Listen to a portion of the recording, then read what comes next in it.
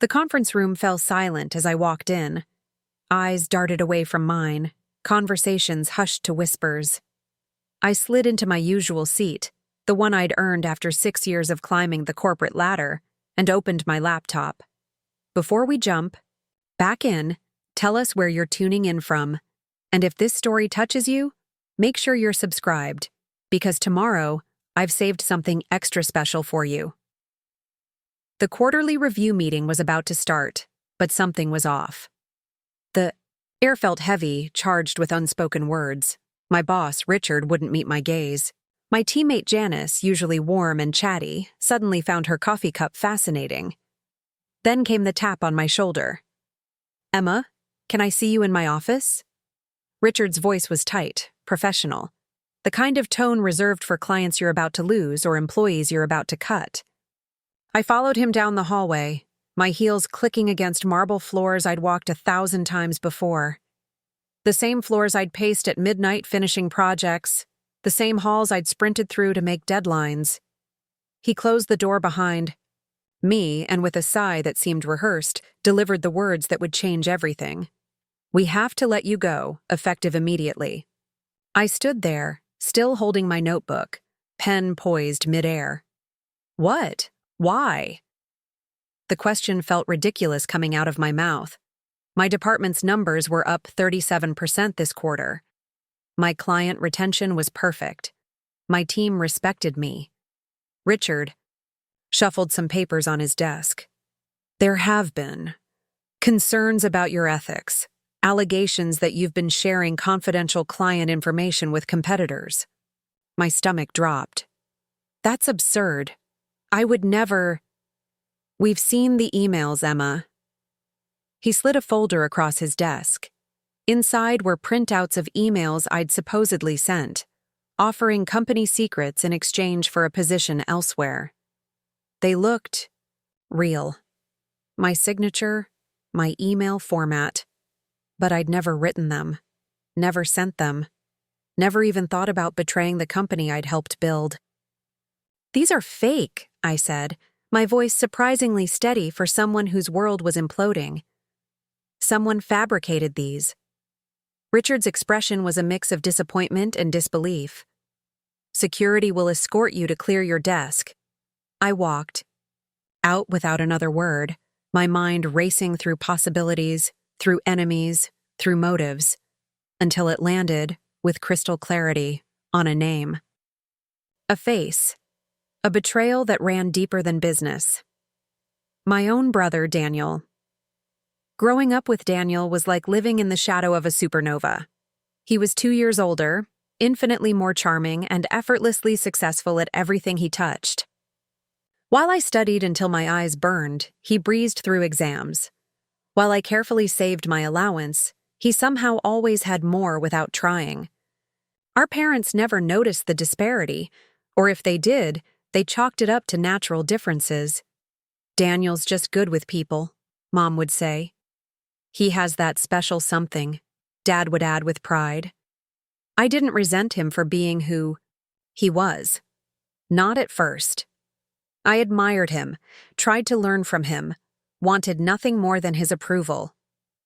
We shared a bathroom growing up, and I still remember staring at my reflection beside family photos, wondering if the genetic lottery had simply favored him.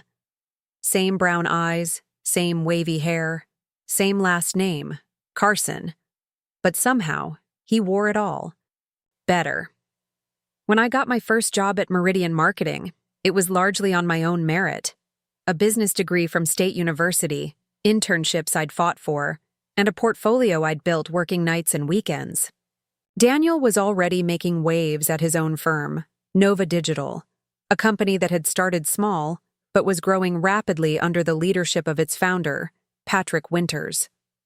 For a while, we existed in parallel professional universes, occasionally comparing notes at family dinners or holiday gatherings. "How's the corporate drone life?" he'd ask with that half-smile that suggested he already pitied my answer.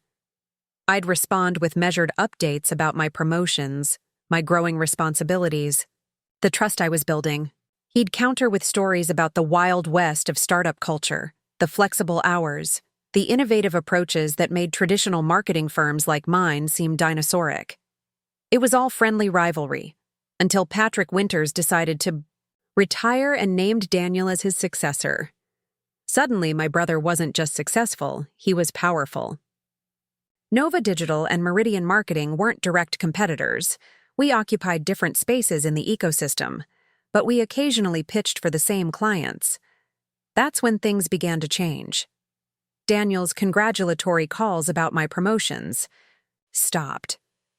His questions about my work became more probing, less casual.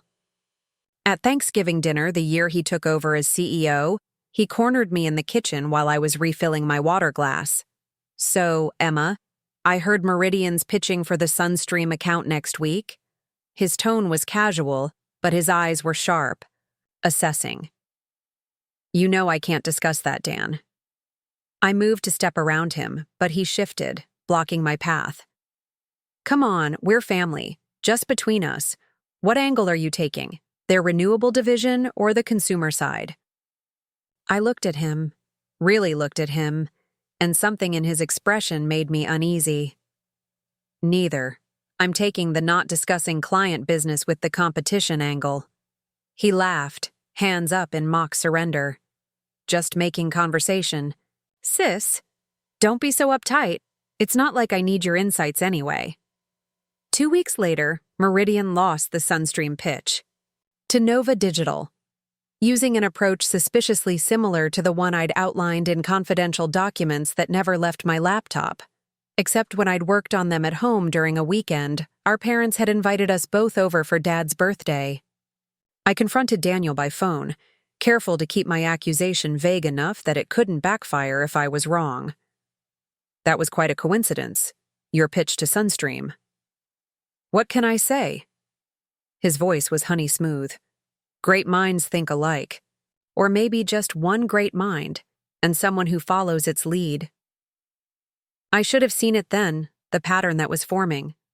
But I wanted to believe my brother was still the person I'd looked up to, not someone who would actively try to sabotage me. So I gave him the benefit of the doubt. I made excuses. I compartmentalized. That was my first mistake. The second was underestimating how far he would go when Nova Digital began to struggle. The signs weren't obvious to outsiders.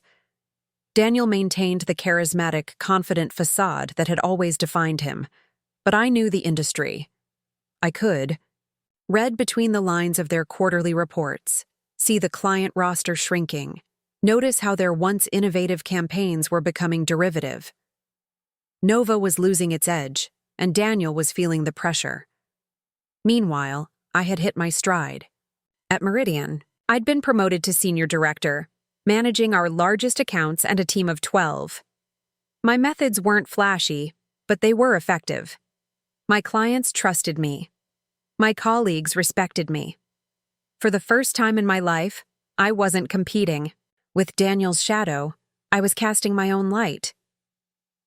Then came the Archer Industries account, a tech giant looking to rebrand, with a budget that could sustain an agency for years. Both Meridian and Nova were shortlisted. It was the kind of opportunity that could cement my position for a partnership track, or for Daniel, reverse Nova's declining fortunes. The stakes couldn't have been higher. I poured everything into that pitch. Late nights, early mornings, research. So thorough I could recite Archer's quarterly earnings in my sleep.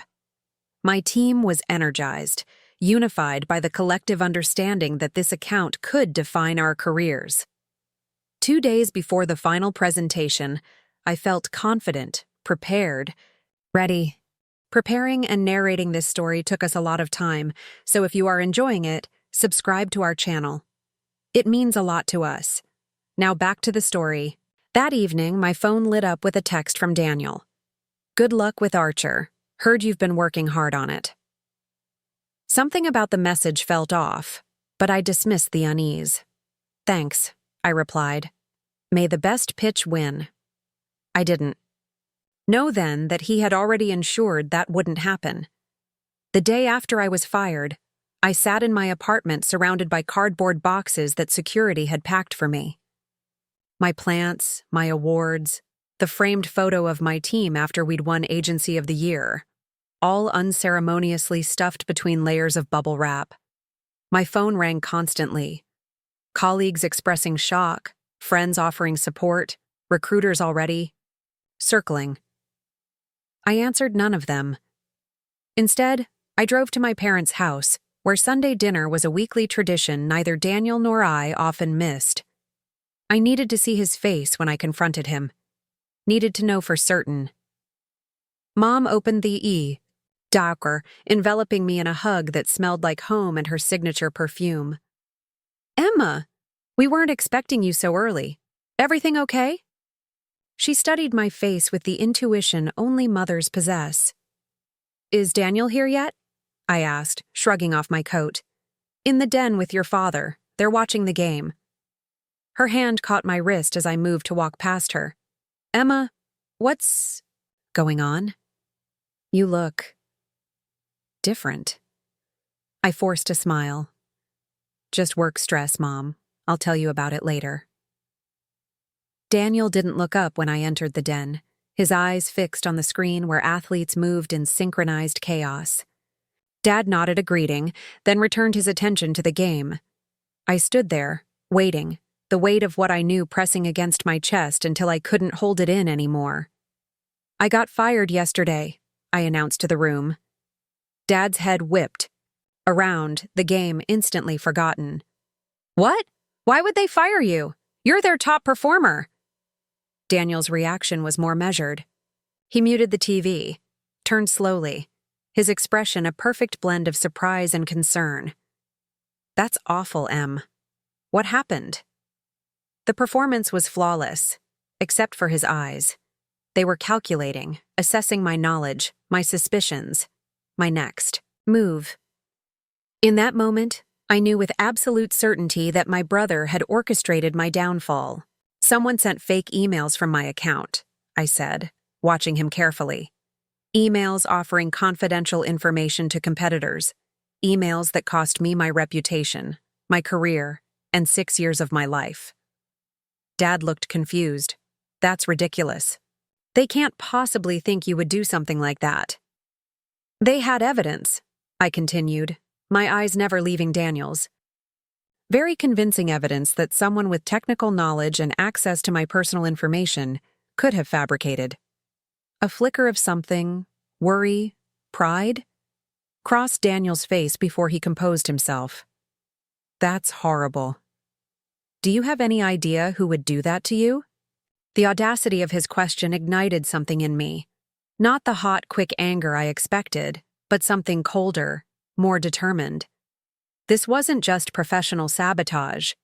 This was betrayal from the person who'd known me longest, who should have been my ally, not my destroyer. I have some theories, I replied, my voice steady. I'm going to find out exactly who did this, and when I do, I'm going to make sure they regret it. Daniel held my gaze for a beat too long before reaching for his beer. Well, I hope you do. No one should get away with something like that. The conversation shifted then, as Mom called us to dinner, and Dad launched into a story about a similar situation at his company years ago. Daniel participated normally, asking questions, offering sympathy, even suggesting lawyers I could contact. To anyone else, he would have seemed like the supportive brother, concerned about his sister's unjust treatment. But as we ate Mom's roast chicken and discussed my options, something crystallized inside me. The years of living in Daniel's shadow had taught me to observe him carefully, to note the subtle tells others missed. The way he cut his food when he was hiding something, the particular tone he used when lying to our parents, the slight lift of his chin when he felt he'd gotten away with something. All those signals were present that night. And as I drove home in the dark, my career in shambles and my future uncertain, I made a decision. Daniel had always underestimated me, dismissed me as the less impressive Carson sibling. He thought I would crumble, retreat, start over somewhere else with my tail between my legs. He was wrong. For once, my brother had miscalculated. Because while Daniel had been born with natural advantages, I had spent a lifetime developing something he lacked: patience, persistence, the ability to overcome obstacles through sheer, unyielding determination. If this was a game, he had made his move. Now it was my turn, and I wasn't going to play by his rules anymore. The next morning, I woke up with a clarity I hadn't felt in years. The shock had worn off, replaced by ice-cold focus. I made coffee, opened my laptop, and began what would become my full-time job for the next 6 months: understanding Nova Digital from the inside out. Most people would have started by seeking legal recourse, filing wrongful termination suits, or at minimum, clearing their name. But I knew my brother. If Daniel had gone to the trouble of fabricating emails convincing enough to fool Meridian's IT department, he'd have covered his tracks meticulously. A direct confrontation would only alert him, give him time to destroy evidence. No, this required a different approach. First, I needed to confirm my suspicions beyond the shadow of a doubt. I reached out to Layla, a cybersecurity expert I'd hired for a Meridian client last year. We met at a coffee shop 10 miles from my apartment, far from any potential watchful eyes. "Those emails weren't just spoofed," Layla said after examining. "The copies I'd managed to take before security escorted me out. Someone installed a keylogger on your system. They had your actual passwords, your writing patterns, everything needed to create perfect forgeries." "Could it be done remotely?" I asked, though I already suspected the answer. She shook her head. "Not this type. Physical access to your computer would have been required, even if just for a few minutes." The weekend at my parents' house, my laptop left unattended while I helped Mom prepare lunch. Daniel disappearing for a work call that seemed to take longer than necessary, the pieces aligned with sickening precision. "Can you prove it was him?" I asked. Layla's expression was sympathetic but firm. "Without access to his devices or networks? No. And even if we could, these kinds of digital breadcrumbs are easy to explain away." I was helping her with a technical issue. She asked me to check her email settings. "You'd need something more concrete." She was right. It would be my word against his, and Daniel had always been the more believable Carson. I thanked her, paid her consultation fee in cash, and left with a heavier heart but a more determined mind. That afternoon, I created a spreadsheet, my first step toward understanding Nova Digital's true position. Public financial reports, press releases, LinkedIn updates from current and former employees, client announcements. I compiled everything available. The picture that emerged confirmed my initial assessment. Nova was struggling. Their innovative edge had dulled under Daniel's leadership. They were losing clients faster than acquiring new ones. Their last 3 major campaigns had been met with lukewarm industry response, but they were still afloat, buoyed largely by their reputation and Daniel's networking prowess. He was a master at maintaining the illusion of success even as the foundation crumbled. To most observers, Nova still appeared solid, prestigious. Only someone with industry knowledge and attention to detail would notice the cracks forming. I needed to understand more, not just Nova's public face, but its inner workings. That meant I needed someone on the inside. Jason Matthews had been my colleague at Meridian before moving to Nova 2 years ago. We'd maintained a cordial relationship, occasionally meeting for coffee to discuss industry trends. Nothing that would raise eyebrows if Daniel happened to notice. I texted him, suggesting one such casual meeting. We met at a bookstore cafe, the kind with enough ambient noise to mask conversation, but not so crowded that we'd be overheard. Jason looked tired, the kind of exhaustion that comes from working in a toxic environment. "I heard what happened," he said immediately. "For what it's worth, no one who knows you believes it." I offered a thin smile. "Thanks. That means something. How are things at Nova?" Jason glanced around before leaning forward. "Not great. Daniel's difficult. The creative team is demoralized. 3 senior account managers quit last month alone. I nodded, encouraging him to continue. There are rumors they're having cash flow problems, projects delayed, vendors waiting longer for payment. Nothing official, but... He shrugged. You know how these things go. People talk. What about Daniel specifically? I asked, keeping my tone neutral. How's he handling it? Jason's expression darkened. Like a dictator on a sinking ship. More controlling, more erratic. He fired an account executive last week for suggesting a client might be better served by a different approach than what he wanted.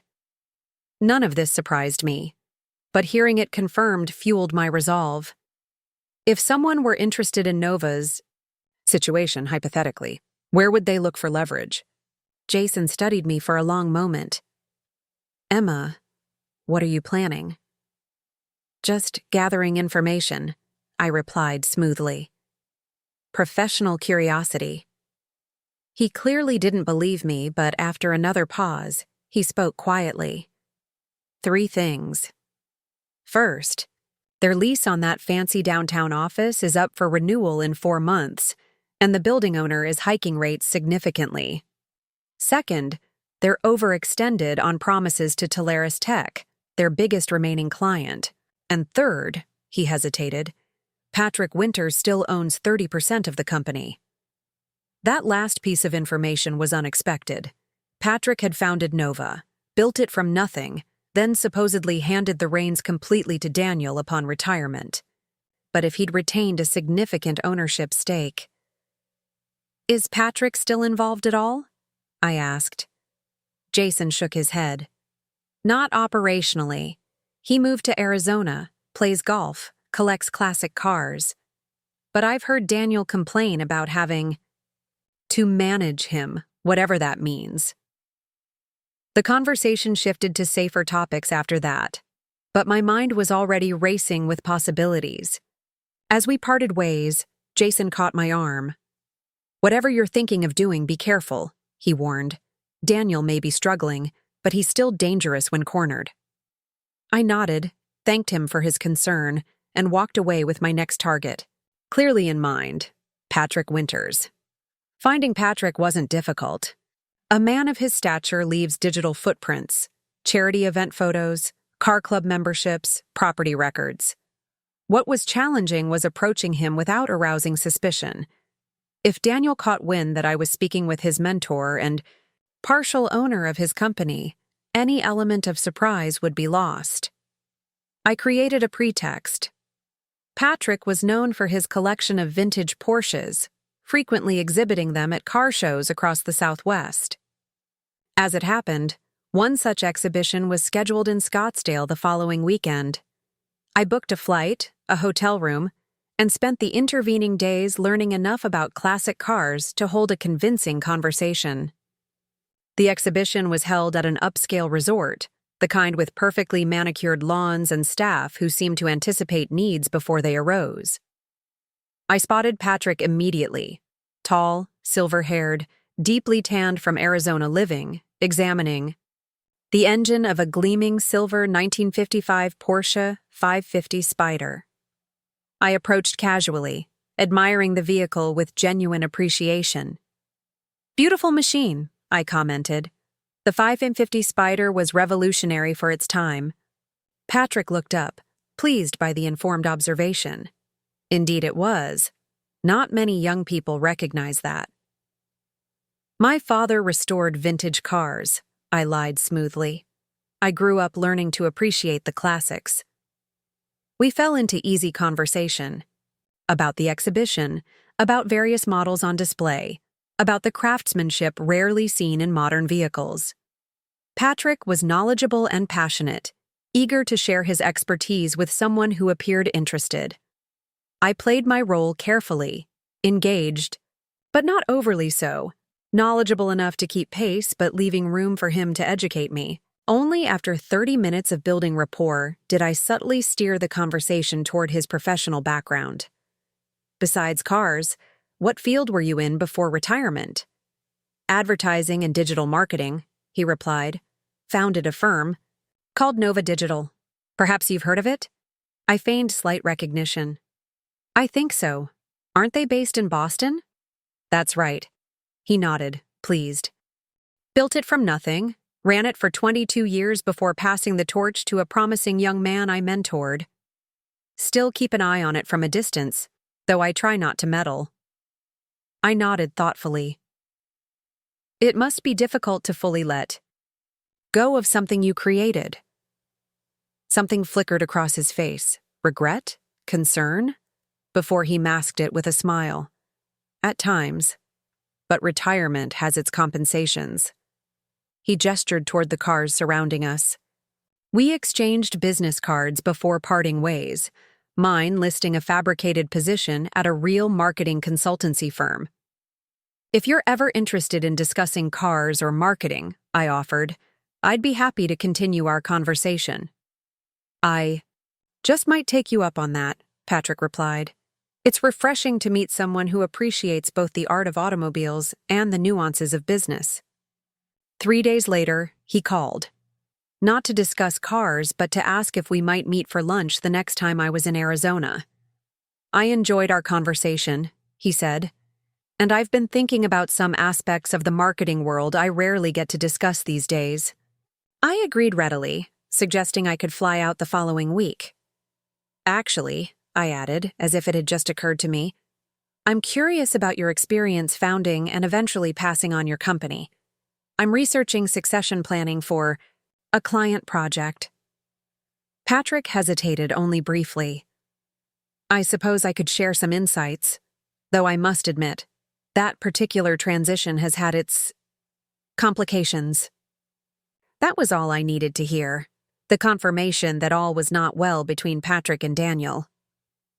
I'd love to learn more, I said, if you're comfortable sharing. Our lunch meeting at an exclusive country club in Scottsdale revealed far more than I'd hoped. Patrick, it seemed, had been waiting for someone to confide in. After preliminary pleasantries and general discussion of succession planning, he leaned forward conspiratorially. Between us, he said, swirling his whiskey, I'm concerned about Nova's direction. Daniel is talented, charismatic, qualities I saw in him from the beginning. But running a company requires more than charm. It requires vision, integrity. I nodded sympathetically, encouraging him to continue. When I stepped back, Nova was thriving. Our client list was strong, our work respected, our finances solid. Now, he sighed. Let's just say I've been receiving calls from concerned clients, vendors who haven't been paid on time, former employees with troubling stories. Have you spoken with Daniel about these concerns? I asked, though I already knew the answer. Patrick grimaced. Attempted to? He assures me everything is under control, attributes any issues to market adjustments or strategic repositioning. But the numbers tell a different story. You still have access to the company financials? This was potentially crucial. Information. As a 30% stakeholder, yes, though lately those reports have been delayed, incomplete. When I press for details, Daniel becomes defensive, suggests I'm interfering. He took a long sip of his drink. I'm beginning to wonder if I made a mistake in trusting him with my legacy. I seized the opening. If you don't mind my asking, what options do you have if you're truly concerned? As a minority stakeholder? Patrick's expression turned calculating. Limited, unfortunately. I can't unilaterally remove him as CEO, but there is a clause in our agreement. If the company changes ownership, if someone acquires a majority stake, all leadership positions are subject to review. So if someone bought out the majority shares, then Daniel's position would no longer be guaranteed, Patrick confirmed. But that's purely hypothetical. The majority shares are held by Daniel himself and a handful of other investors. None have expressed interest in selling. I nodded thoughtfully, filing this information away. Market conditions change. Investors' priorities shift. Patrick studied me with new interest. You seem unusually curious about Nova's internal structure for someone researching succession planning generally. I met his gaze steadily. Let's just say I have a professional interest in companies that might be underperforming relative to their potential. Understanding dawned in his eyes. You're in acquisitions. I neither confirmed nor denied, letting him draw his own conclusions. I appreciate the insights, Patrick. They've been illuminating. As we parted ways, he held my hand a moment longer than necessary. If you ever move from research to action regarding Nova, I hope you'll keep me informed. I still care deeply about what happens to the company I built. Of course, I promised, knowing I would indeed be contacting him again, but not in the way he imagined. Flying home, I reviewed what I'd learned. Nova was vulnerable. Daniel was mismanaging the company. Patrick was concerned and potentially an ally. The pieces were aligning, but I still needed more. Specifically, I needed to understand exactly how precarious Nova's financial position was and who else held shares that might be acquired. That required specialized knowledge and resources beyond what I could access alone. It was time to bring in someone who understood corporate takeovers intimately. Morgan Reeves had been my roommate in college before going on to get her MBA and build a career in venture capital. We'd stayed in loose contact over the years, occasionally meeting for drinks when she was in town. I called her, suggested dinner, and prepared to take my plan to the next level. Morgan listened intently as I laid out what I knew about Nova Digital over plates of untouched pasta. The restaurant's ambient noise provided perfect cover for our conversation, and Morgan's expression shifted from friendly interest to professional intrigue as I shared the details of Daniel's sabotage and Nova's precarious position. Let me get this straight, she said, keeping her voice low. Your brother tanked your career, and now you want to buy his company and fire him? When she put it so bluntly, it sounded petty, vindictive. But this wasn't just about revenge. It's more than that, I explained. Nova was once an innovative, respected agency. Patrick built something valuable that Daniel is destroying. I want to save the company while holding my brother accountable for what he did. Morgan studied me, her shrewd eyes assessing my sincerity. She'd always been able to see through pretense. It was what made her formidable in venture capital circles. Okay, she said finally. I believe you. But Emma, taking over a company, isn't like winning a playground fight. It's complex, expensive, and frankly, most attempts fail. I know the odds, I said. But I also know Nova's vulnerabilities, and I have something most potential buyers don't: insider knowledge and personal motivation. Morgan nodded slowly. That does change the equation. Still, we're talking significant capital. Do you have access to that kind of money? This was the question I'd been dreading. My savings were substantial. I'd always lived below my means, invested wisely, but nowhere near enough to acquire a controlling interest in even a struggling marketing agency. Not on my own, I admitted, but I was hoping you might have some ideas. A smile spread across Morgan's face. As it happens, I might. My firm has been looking to diversify into marketing technology. If Nova still has valuable IP or client relationships, it could be an interesting opportunity. She leaned forward. But Emma, I need to be clear. If I bring this to my partners, it has to make business sense. This can't just be about your personal vendetta. I understand completely, I assured her. I wouldn't expect anything else. Good. Now tell me everything you know about Nova's financials, client roster, and leadership structure. Don't leave anything out. For the next 2 hours, I shared every detail I'd gathered about Nova's situation. Morgan asked incisive questions, made notes, and occasionally interrupted to clarify points or challenge assumptions. By the time dessert arrived, she was nodding thoughtfully. There might be something here, she conceded. Their client list still has value, and their historical work gives them credibility. If the current issues are leadership-related rather than fundamental problems with the business model, they are, I insisted. Under Patrick, Nova was thriving. It's Daniel's mismanagement that's causing the decline. Morgan held up a hand. That needs to be verified. I'll have my team do some preliminary due diligence, discreetly. Meanwhile, you need to continue gathering information, particularly about the shareholding structure. We need to know exactly who owns what percentage and what it would take to gain control. This was more than I'd hoped for. Morgan was taking me seriously, considering actual investment. Thank you, I said, the words inadequate for the surge of gratitude I felt. She waved it away. Don't thank me yet. This is still a long shot. And Emma? Her expression turned serious. If we do this, it has to be by the book. No shortcuts, no ethically questionable tactics. I won't risk my firm's reputation, even for an old friend. Absolutely, I agreed immediately. Everything legitimate and above board.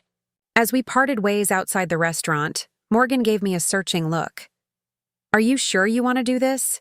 Taking over Nova means you'll be responsible for people's livelihoods, for clients' businesses.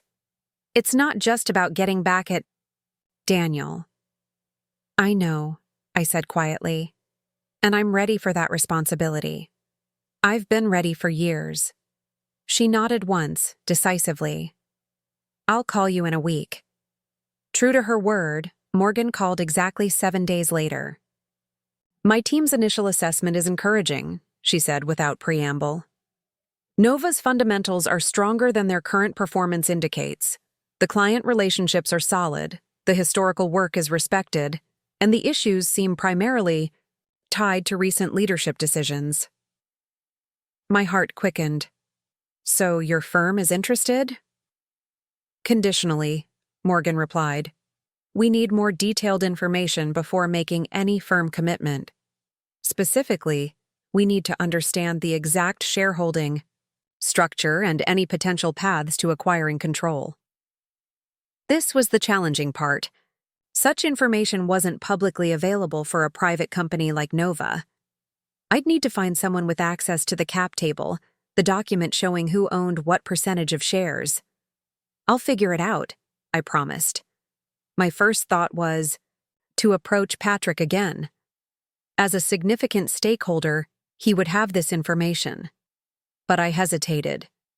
Patrick was growing disillusioned with Daniel's leadership, but I wasn't sure he was ready to actively participate in a takeover.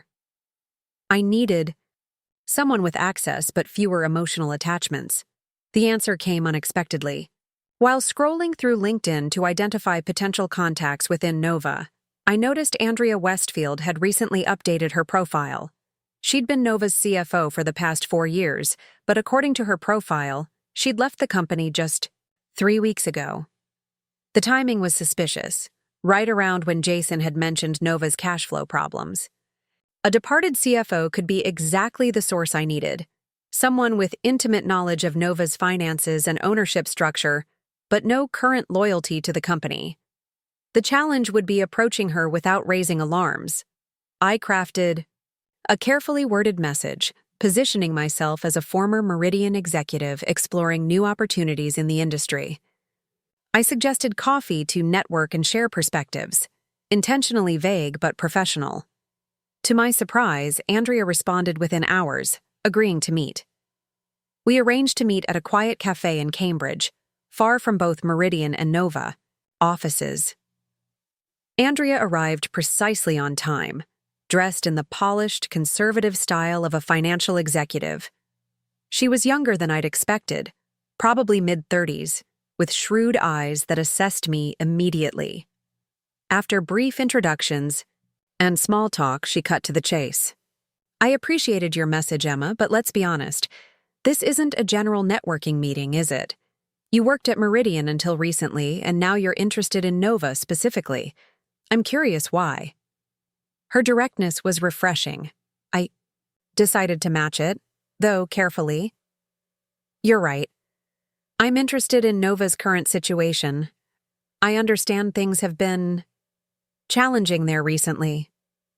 Andrea's laugh held no humor. That's one way to put it. Another would be circling the drain. That bad? I asked, feigning surprise. Worse? She took a sip of her coffee. I didn't leave by choice, you know. I was pushing for financial transparency, for communicating our true position to the board. Daniel didn't appreciate that. This was more candid than I'd expected. What is the true position? Andrea studied me for a long moment, clearly weighing how much to reveal. Why do you want to know, Emma? Are you considering a position there? Because if so, I'd strongly advise against it. I took a calculated risk. Actually, I'm exploring a different kind of opportunity, one that might address the leadership issues you've mentioned.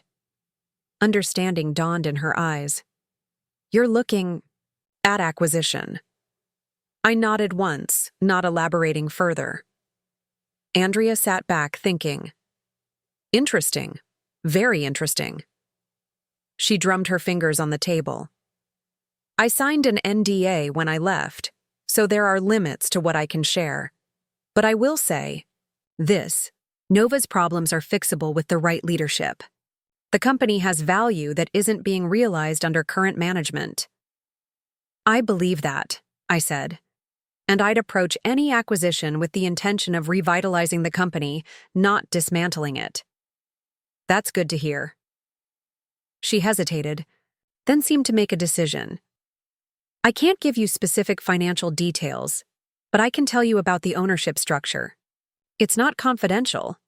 It's in the corporate records. This was exactly what I needed. I leaned forward slightly, trying not to appear too eager. Daniel owns 40%, Andrea began. Patrick Winters retained 30% when he retired. The remaining 30% is split between 3 minority investors, 10% each to the original creative director who's now retired in Florida, 10% to an angel investor who backed them early on, and 10% to a trust that Patrick established for the company's long-term employees. I did the mental math quickly. To gain control, I'd need to acquire at least 51%. If Patrick was willing to keep his shares and support new leadership, I'd need to acquire only 21% more.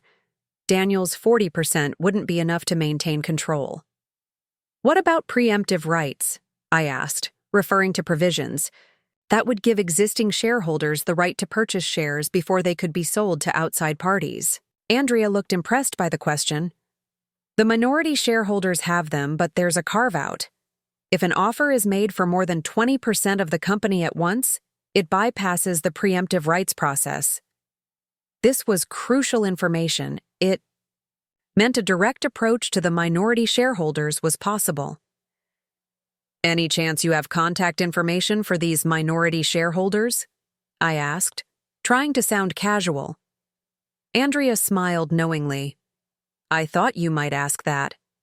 I can't give you their personal information, she paused. But I can tell you that Thomas Green, the creative director, maintains a website showcasing his portfolio, and Richard Adler, the angel investor, is quite active in Boston's venture capital community. He often speaks at industry events. She was giving me breadcrumbs to follow without explicitly violating any confidentiality obligations.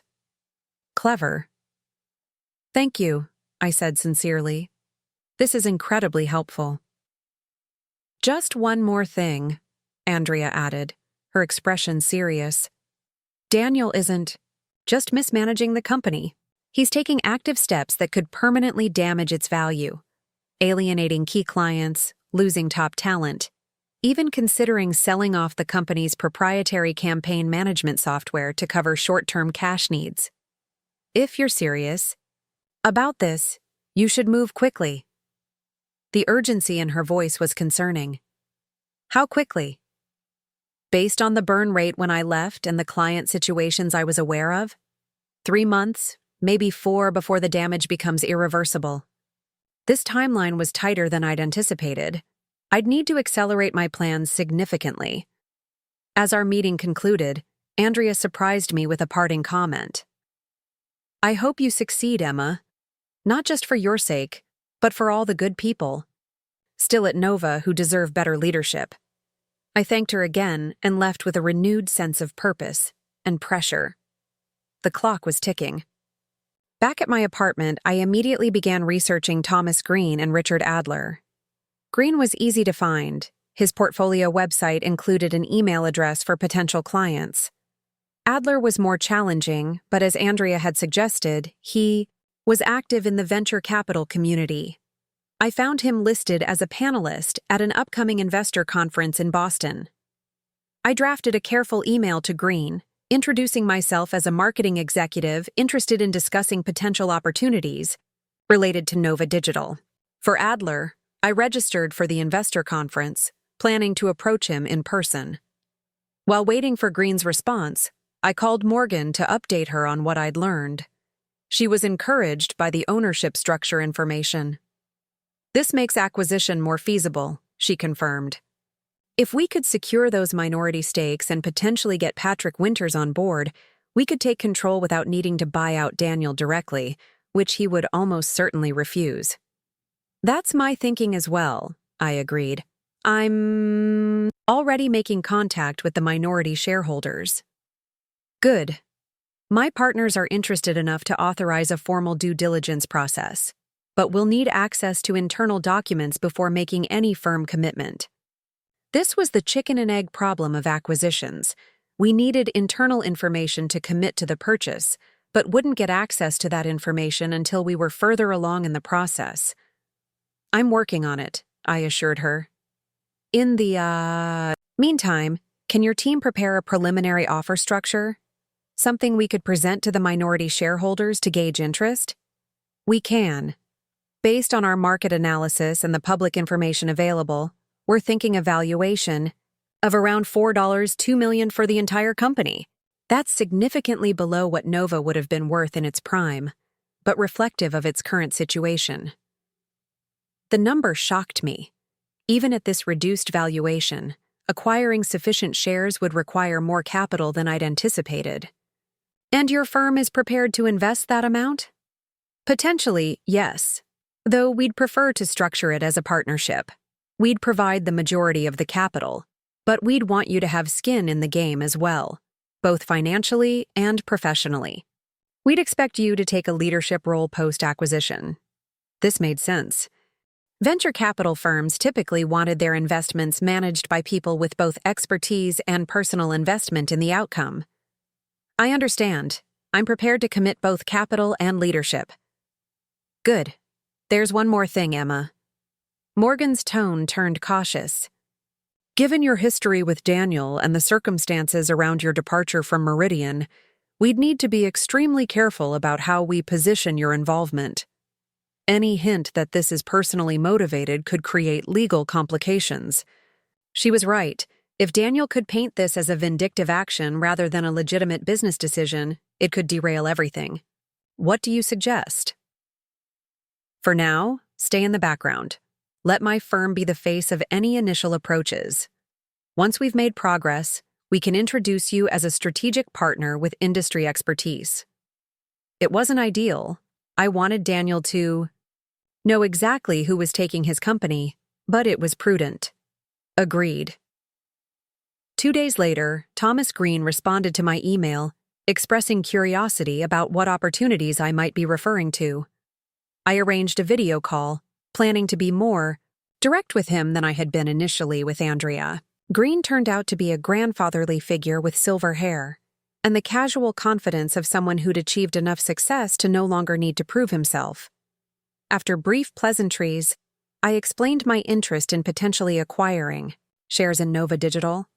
"Well, that's certainly unexpected," he said, removing his glasses to clean them thoughtfully. "I've had those shares for nearly 15 years, never seriously considered selling them before." "May I ask why not?" I inquired. "Sentiment, mostly. I helped build Nova from nothing alongside Patrick. Those shares represent years of my creative life." He replaced his glasses. but I'd be lying if I said I haven't been concerned about the company's direction lately. Patrick calls sometimes, shares his worries. We both care deeply about what happens to Nova.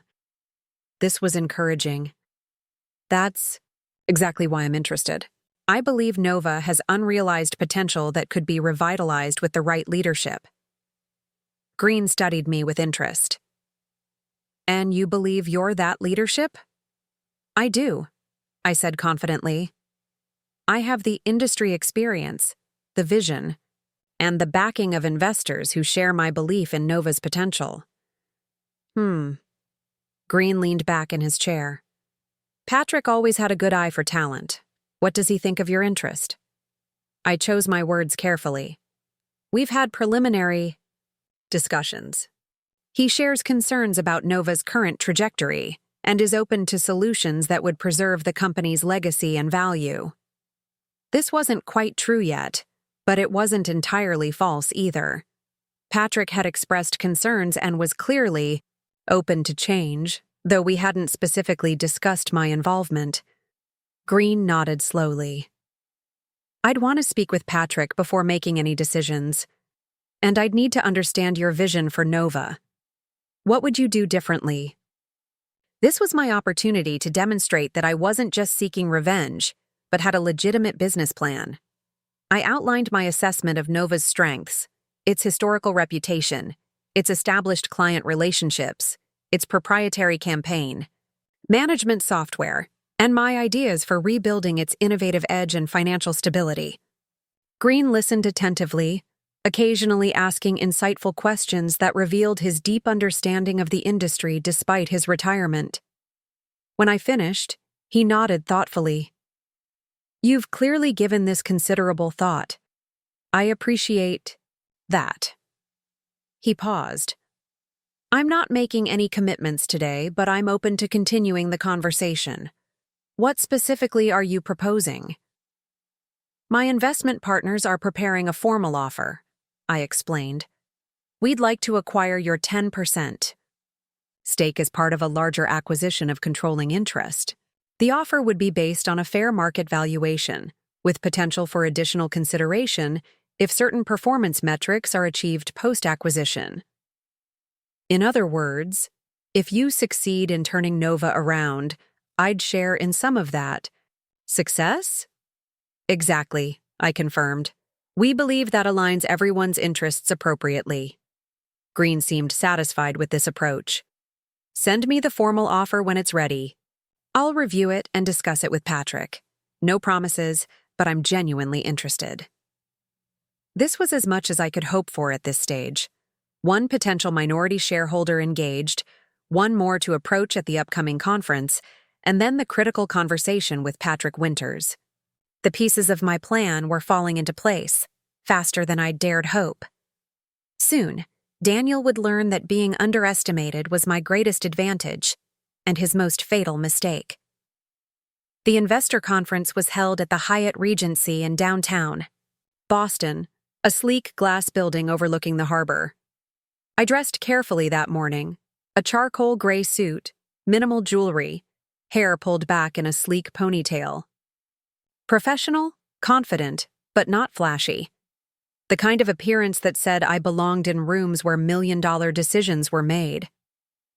Richard Adler was scheduled to speak on a panel about emerging technologies in the afternoon. I arrived early, scouting the venue and reviewing his biography in the conference program. 58 years old, early investor in several successful tech startups, board member for 2 publicly traded companies. He would be a sophisticated negotiator. I needed to be prepared. I attended sessions throughout the morning, networking during breaks, establishing my presence as a legitimate conference participant rather than someone who had come solely to approach Adler. When his panel began, I sat in the 3rd row, taking notes and formulating questions that would demonstrate knowledge without revealing my specific interest. The panel was informative but predictable until the moderator asked about investment failures. We all love success stories, she said. But what about investments that didn't pan out? Any lessons learned there? Adler leaned into his microphone. Failure is often more instructive than success, he said thoughtfully. I've had several investments that didn't meet expectations, but the most educational was probably a digital marketing agency I backed 15 years ago. My pulse quickened. He was talking about Nova. The founder was brilliant, visionary, Adler continued. Under his leadership, the company thrived. But then came succession planning. He chose a charismatic protege to take over, someone who talked a good game but lacked the founder's substance. Classic case of style over substance, and now the company is struggling. Several panelists nodded in recognition of this common scenario. The lesson? Adler concluded. Evaluate succession, candidates on demonstrated skills and character, not just charm and potential. And as an investor, maintain enough control to intervene when things go sideways. This was even better than I'd hoped. Adler was clearly dissatisfied with Daniel's leadership and had been contemplating intervention. The groundwork for my approach was already laid. After the panel, I joined the small crowd of attendees asking follow-up questions. I waited until the others had dispersed before stepping forward. Mr. Adler, I found your comments about succession planning particularly insightful, I said, extending my hand. Emma Carson. He shook it firmly. Glad you found it valuable. Are you an investor yourself? I'm on the operational side of marketing technology, I replied. But I'm currently exploring acquisition opportunities with venture capital partners. His interest visibly increased. Any particular sector? Digital marketing agencies with strong foundations, but leadership challenges. I held his gaze. Actually, your example resonated because I'm specifically looking at situations similar to the one you described. Understanding dawned in his eyes. I see. Well, that's quite a coincidence. Perhaps not entirely, I admitted. I've done my research on potential targets. Nova Digital has come up in that research. Adler glanced around, then gestured toward a quiet corner of the conference hall. Let's continue this conversation somewhere more private. We found 2 armchairs partially separated from the main space by decorative plants. Adler got straight to the point. You're interested in Nova? Specifically. Why? I had prepared for this question carefully. 3 reasons. First, its foundation is solid. Good client relationships, respected historical work, proprietary technology. Second, the current issues appear to be leadership-related rather than fundamental business problems, which means they're potentially fixable. And third, the market undervaluation creates an attractive entry point. Adler nodded, clearly agreeing with my assessment. All valid points. But turnarounds are challenging, Ms. Carson. What makes you qualified to attempt one? 6 years? As a senior director at Meridian Marketing, managing their largest accounts and leading a team of 12, I replied. Before that, I built their digital division from the ground up. I understand both the creative and business sides of agency operations, and I have relationships with potential clients who trust my work. Meridian, he repeated, his expression shifting slightly. Weren't they in the news recently? Something about a data breach or ethical issue? This was delicate territory. I couldn't lie, but I also couldn't reveal my personal connection to the situation yet. There was an incident involving alleged information sharing that turned out to be fabricated. The employee accused was exonerated, but not before damage was done. This was technically true. I had been exonerated in the sense that I knew I was innocent, though Meridian never publicly acknowledged it. Adler studied me for a moment. I appreciate directness, Ms. Carson, so let me be direct. I've been concerned about Nova's trajectory for over a year. I've spoken with Patrick Winters about it several times. We both believed Daniel Carson needed more time to grow into the role, but that patience has limits. The use of Daniel's full name confirmed he hadn't yet made the connection between us. I decided to maintain that separation for now, as Morgan had advised. I understand, I said. And I'm approaching this opportunity with serious backing. My venture capital partners are prepared to make a competitive offer based on current valuation, with provisions for the original stakeholders to benefit if we successfully turn the company around. That's a standard approach, Adler acknowledged. But here's what isn't standard. I genuinely care about what happens to Nova. It was Patrick's life's work, and I was proud to be part of it. I won't sell to corporate raiders looking to strip its assets or fold it into a conglomerate. That's not our intention at all, I assured him. We want to revitalize Nova, restore its innovative edge, and build on the foundation Patrick created. I personally would take an operational leadership role to ensure that vision is implemented. Adler considered this. I'd need to see a detailed business plan, and I'd want Patrick's input. His opinion still carries significant weight with me. Of course, I agreed. My partners are preparing formal documentation. Would you be open to a meeting next week where we could present our vision in detail? I would, he confirmed. And I appreciate your approach, Ms. Carson. Too many potential acquirers lead with numbers and forget there's emotion involved when you've been with a company from its early days. We exchanged contact information, and I promised to have my team reach out to schedule the formal presentation. As we parted ways, I felt a curious mixture of triumph and trepidation. The pieces were falling into place, but the most challenging conversations still lay ahead, particularly with Patrick, who would need to know my full identity and history with Daniel. That evening, I called Morgan to update her on my progress with both Green and Adler. She was impressed. "You've moved quickly," she noted. "Both minority shareholders are engaging, which is a strong start. But the real test will be Patrick. Winters. If he opposes the acquisition or alerts Daniel, this becomes much more difficult." "I know," I acknowledged. "I'm planning to meet with him next week, after we have the formal offer documentation to show.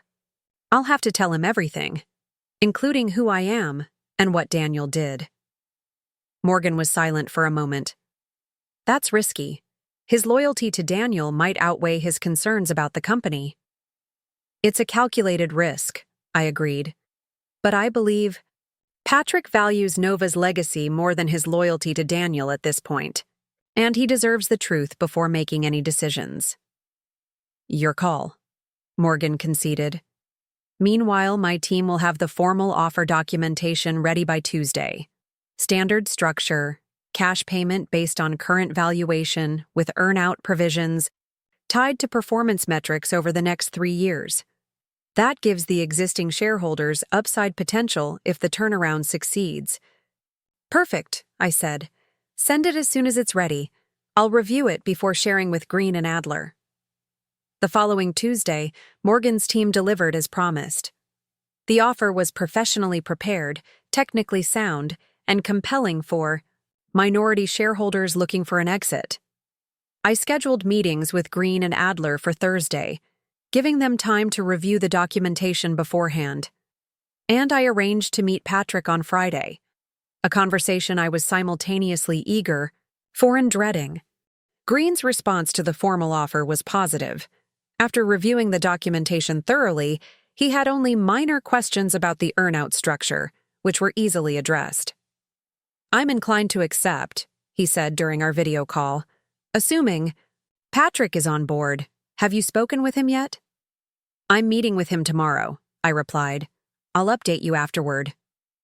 Adler was more thorough in his questioning, as expected from an experienced investor. He probed the valuation methodology, the post-acquisition business plan, and the specific performance metrics tied to the earn-out. After an hour of detailed discussion, he seemed satisfied. "This is a fair offer," he acknowledged. "And your plans for Nova are sound. I appreciate that you're not trying to simply absorb it into a larger entity or milk it for short-term gains." Both conversations had gone as well as I could have hoped. Now came the crucial meeting with Patrick Winters. The meeting where I would have to reveal my full identity and motivation. We met at a small restaurant in Scottsdale, away from prying eyes. Patrick arrived punctually, looking relaxed in business casual attire, the Arizona sun evident in his deepened tan. We exchanged pleasantries as we settled at our table, but I could sense his curiosity about this meeting's purpose. After we ordered, I took a deep breath. Patrick, I haven't been entirely forthcoming with you. There's something you need to know before we discuss the potential acquisition further. His expression grew wary. Go on. My full name is Emma Carson. Daniel Carson is my brother. Patrick stared at me, momentarily speechless. Then understanding dawned in his eyes. That's why you looked familiar when we first met. There's a resemblance, though I didn't connect it. His eyes narrowed. Why the secrecy? What's this really about, Emma? I told him everything. My position at Meridian, Daniel's sabotage, my wrongful termination, and my subsequent investigation into Nova's situation. I explained that while my initial motivation had been personal, my research had revealed genuine business concerns that made acquisition both viable and potentially beneficial for all stakeholders. Patrick listened without interruption, his expression unreadable. When I finished, he was silent for a long moment. I always suspected Daniel had a darker side, he said finally. I saw glimpses of it, the way he'd undermine colleagues who threatened his position, his selective memory about promises made. But what you're describing goes beyond competitive ambition. It's malicious. It is, I agreed quietly. And it's the same approach he's bringing to running Nova. The talent exodus, the alienated clients, the financial mismanagement, they're all symptoms of the same fundamental character issues. Patrick nodded slowly. I've been troubled by Nova's direction for some time, as you know. But I kept telling myself it was just growing pains, that Daniel needed time to develop as a leader. He sighed. Perhaps I was too reluctant to admit I'd misjudged him so completely. You saw his potential, I said. That wasn't wrong. Daniel is smart, charismatic, capable. But he prioritizes his own success over everything else, including the company's well-being. And you? Patrick asked bluntly. What do you prioritize? Emma? Because I need to know if this acquisition is just elaborate revenge. It was a fair question. Initially, yes, there was an element of that, I admitted. I won't pretend otherwise. But the more I've learned about Nova, the more I've come to care about its future beyond any personal satisfaction. The company you built deserves better than what's happening to it now. Patrick studied me intently. I believe you, he said finally. But I need assurances. If I support this acquisition, if I maintain my 30% stake and align with your investors, I want a role in Nova's future. Not operational, but advisory. I want to help preserve what matters about the company I built. That's exactly what we want too, I assured him. Your insights would be invaluable during the transition and beyond. He nodded, seemingly satisfied. Show me the formal offer your partners have prepared. I opened my laptop and walked him through the detailed proposal Morgan's team had created. Patrick asked insightful questions, suggested a few modifications to the earnout structure, and eventually leaned back in his chair with a thoughtful expression. Thomas and Richard have seen this? He asked. Yes, both are receptive, pending your input. Patrick nodded slowly.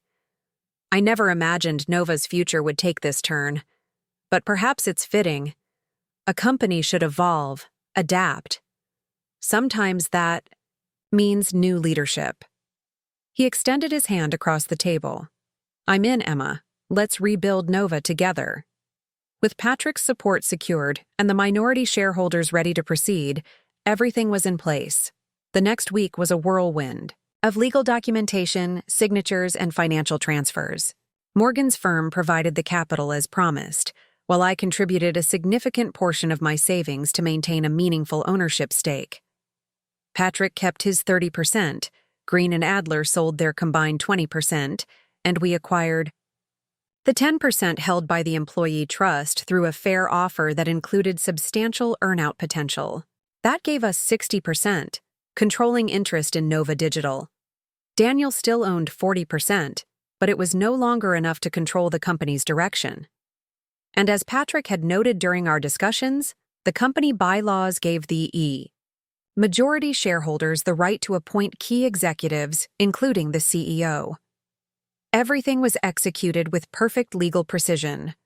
The acquisition was structured as a private transaction, with no public announcement until all documents were signed and filed. Daniel remained completely unaware as the ownership of Nova Digital shifted around him.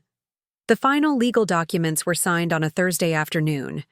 By Friday morning, the change in control was officially recorded. It was time for the moment I'd been planning for months. I selected the date carefully, June 17th, Daniel's birthday. The board meeting was scheduled for 10 a.m. at Nova's downtown offices. As the new majority shareholders, we had the legal right to call such a meeting and set the agenda. The formal notice had been sent to all shareholders, including Daniel, though the agenda item simply read, Leadership Review, without elaboration. I arrived early, accompanied by Morgan and our legal counsel. Patrick was already there, looking both nervous and determined. We gathered in the boardroom, a glass-walled space with views of the Boston skyline that Daniel had insisted on when renewing the office lease, an unnecessary expense that had contributed to Nova's cash flow problems. At precisely 10 a.m., Daniel strode in, followed by his CFO, Andrea's replacement, a nervous young man who seemed out of his depth, and Nova's corporate counsel. Daniel faltered momentarily when he saw me, confusion crossing his face before he masked it with his typical confidence. "What's this about, Patrick?" he asked, ignoring me entirely. "And why is my sister here?" Patrick remained seated calmly. "Please take a seat, Daniel. All will be explained." Daniel remained standing, his gaze shifting between faces, clearly sensing something was wrong. "I don't understand. What's going on?" Morgan stepped forward, professional and precise. "Mr. Carson, I'm Morgan Reeves, representing Horizon Ventures. We, along with other investors, have acquired controlling interest in Nova Digital. This meeting has been called to address leadership changes effective immediately." The color drained from Daniel's face. "That's impossible. There's been no sale. I would have known." Our legal counsel, a composed woman in her 50s, slid a document across the table. "The transaction has been completed legally and recorded officially. The minority shareholders and trust have sold their interests. Combined with Mr. Winter's existing stake, the investor group now controls 60% of Nova Digital." Daniel snatched up the document, scanning it frantically. "This can't be right. Patrick, what have you done?" Patrick met his gaze steadily. "What was necessary, Daniel? Nova has been mismanaged for too long. This was the only way to save what I built." Daniel turned to his corporate counsel. "Is this legal? Can they do this?" The lawyer, already reviewing the documentation, nodded. Reluctantly. "It appears to be properly executed. The minority shareholders had the right to sell their shares, and the proper notifications were filed." Daniel's shock was transforming into anger. He turned to me, finally acknowledging my presence. This is your doing." I met his gaze. Calmly. "Yes, it is." "Why?" he demanded. "What possible reason?" "You know exactly why," I cut him off.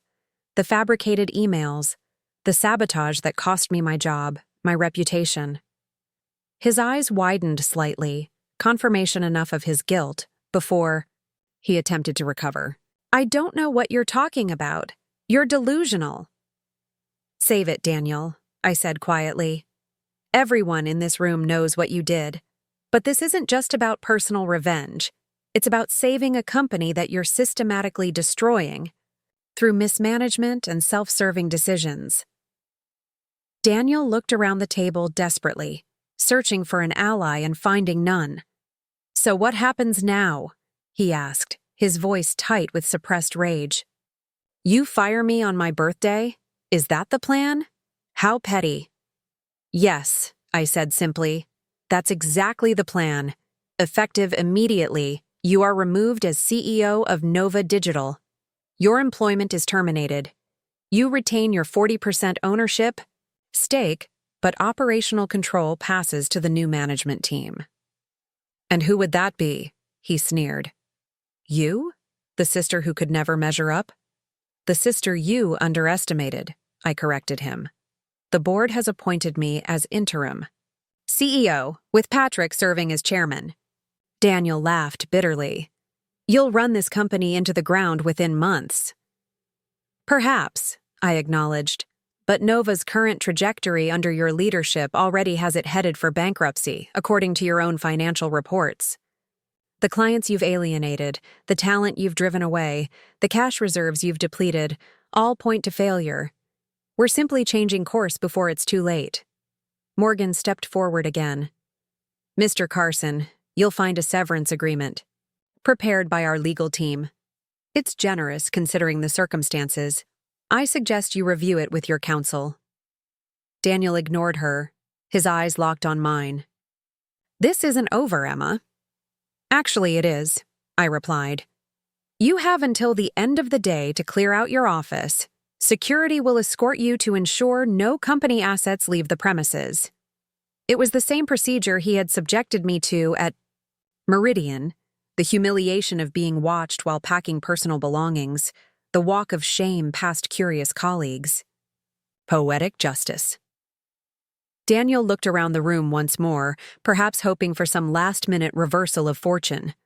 Finding none, he grabbed the severance agreement, turned on his heel, and stormed out without another word. The room was silent, for a moment after his departure. Then Patrick sighed heavily. That went about as well as could be expected. Yes, I agreed. But it's just the beginning. The real work starts now. Rebuilding what he's damaged, restoring client confidence, bringing back talent. Morgan nodded. The transition plan we've developed addresses all those areas. We should start implementation immediately. I took a deep breath, feeling the weight of responsibility settling on my shoulders. This was what I had wanted. Control. Of Nova. Justice for what Daniel had done to me. But now that it was achieved, I recognized that the true challenge lay ahead. This wasn't just about winning. It was about proving I could succeed where Daniel had failed. Let's get to work, I said. The transition wasn't easy. In the weeks following the acquisition, I discovered just how deeply Daniel's mismanagement had affected Nova. Client relationships were strained, talented employees had one foot out the door, and the company culture had deteriorated into one of fear and confusion. The financial situation was even worse than I'd anticipated. We had barely 2 months of operating capital remaining. But challenges had never deterred me. I'd spent my life being underestimated, working twice as hard to prove my worth. Now, with Nova, I had the chance to build something on my own terms. My first priority was transparency. I called an all-hands meeting my second day as CEO, introduced myself honestly, and laid out both the challenges we faced and my vision for Nova's future. There were no promises of overnight success, no corporate jargon masking hard truths. Just a clear-eyed assessment and a commitment to rebuild together. I won't pretend this will be easy, I told the assembled staff. We have a steep climb ahead. But the foundation of what Patrick built is still here, in the talent in this room, in the relationships we can rebuild, in the reputation we can restore. I'm asking you to give me 6 months. Judge me on what we accomplish in that time. Not. Everyone was convinced. 3 more employees resigned that week. But the majority stayed, cautiously hopeful that change might be positive. My next step was client outreach. I personally called every major client, including those who had recently left. I didn't make excuses for past issues, but offered a straightforward plan for how we would do better moving forward. Some were skeptical, Others refused to even consider returning. But a surprising number responded to honest communication after months of Daniel's deflections and empty promises. Teleris Tech, the company's largest remaining client, was teetering on the edge of departure when I reached their CMO. "We're literally in the process of drafting an RFP to replace Nova," she told me bluntly. "Why should we reconsider?" "Because I understand exactly what's been missing," I replied. "Accountability, innovation, and follow-through. Give me 30 days to demonstrate the difference. If you're not seeing tangible improvements by then, I'll personally help transition your business wherever you choose to go." It was a risk, but one that paid off. Teleris agreed to the 30-day trial. By day 14, their team was commenting on the noticeable improvements in responsiveness and quality. By day 25, they'd canceled the RFP process entirely. Within 3 months, we'd stabilized client relationships, brought in 2 new significant accounts, and rehired key creative talent that had left under Daniel's leadership.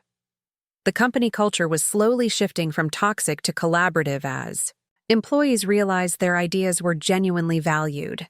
The financial picture was improving too. With Morgan's firm providing necessary capital and Patrick's ongoing guidance, we implemented more efficient processes, eliminated unnecessary expenses, including the extravagant office lease Daniel had signed, and focused resources on areas with the greatest return potential. 6 months after taking control, Nova Digital posted its first quarterly profit in over a year. Small, but significant. The following quarter showed stronger growth, and by the 1-year mark, we were outperforming projections across all metrics.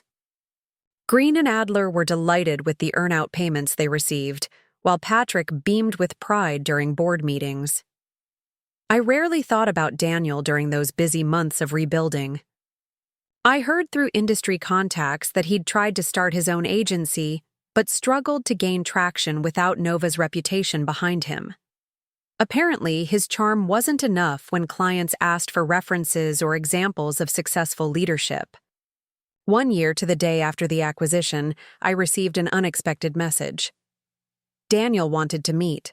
My first instinct was to refuse. What could he possibly say that I needed to hear? But curiosity won out. I agreed to coffee at a neutral location. Daniel arrived looking less polished than I remembered. The designer suit was gone, replaced by business casual attire that suggested his circumstances had changed. He seemed uncomfortable, fidgeting with his coffee cup before finally meeting. "My eyes, Nova's doing well," he said. It wasn't a question. "Industry publications are talking about the turnaround. Impressive work." "Thank you," I replied simply, waiting for whatever came next. He sighed, pushing his coffee aside. "I've been thinking a lot about what happened, about what I did to you." He paused, clearly struggling. "I was wrong, not just strategically, but morally. I let competition and insecurity drive me to hurt my own sister. I'm sorry, Emma." The apology caught me off guard. I'd never expected to hear those words. From him. "Why now?" I asked. "Is it because I succeeded where you failed? Because Nova is thriving?" "Partly," he admitted, at least having the honesty not to deny it. "But also because I've had time to reflect on who I've become, who I was becoming even before all this. I didn't like that person. I studied him, searching for the manipulation, the angle. But all I saw was exhaustion and something like regret. I'm not asking for forgiveness," he continued, "or a second chance at Nova. I know that's not realistic. I just needed to acknowledge what I did, face to face." I nodded slowly. "I appreciate that." We talked for another hour, not as enemies or even as CEO and former CEO, but as siblings, trying to navigate a complicated history. There was no magical reconciliation, no tearful embrace promising all was forgiven. Just 2 adults acknowledging pain caused and lessons learned. As we parted ways, Daniel hesitated. You were always the better business mind, you know. More patient, more strategic. I was just louder, more aggressive. You deserved recognition long before now. The admission meant more than I expected. Thank you for saying that.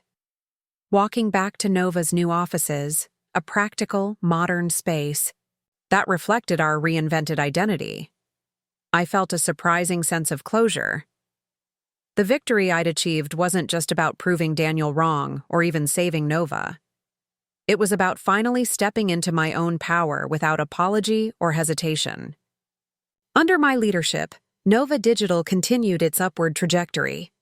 We rebuilt our reputation for innovation, won industry awards for campaigns that pushed creative boundaries, and developed proprietary technology that set us apart from competitors. Our client retention reached 94%, and our team grew with carefully selected talent who shared our vision. Patrick often told me that Nova was stronger now than it had ever been, even in its early glory days. You didn't just restore what was lost, he said during our 2-year anniversary celebration. You built something better. I was proud of what we'd accomplished, but perhaps more importantly, I was at peace with the journey that had brought me here. Daniel's betrayal had been painful, but it had also been the catalyst that pushed me to pursue opportunities I might otherwise have hesitated to grasp. Sometimes the worst moments in our lives become the foundations for our greatest achievements. Sometimes being underestimated is the perfect cover for building something extraordinary, and sometimes justice arrives not with a dramatic flourish, but with the quiet satisfaction of proving exactly what you're capable of creating. Up next, you've got 2 more standout stories right on your screen. If this one hit the mark, you won't want to pass these up. Just click and check them out.